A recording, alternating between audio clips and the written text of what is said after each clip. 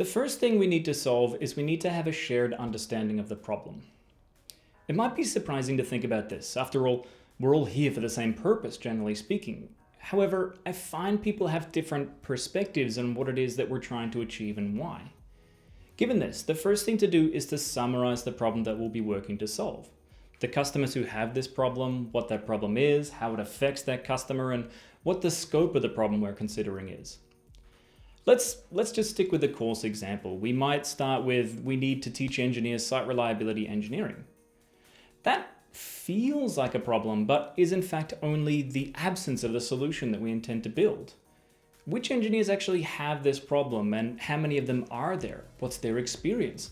Why does this work even matter?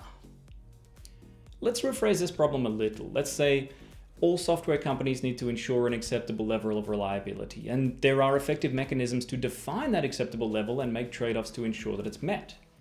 However, these mechanisms are not widely known, and companies generally need to discover them independently. Because engineers are developing these solutions in parallel, we end up with competing approaches that are at best inefficient, and at worst they come at a cost of a greater business outcome.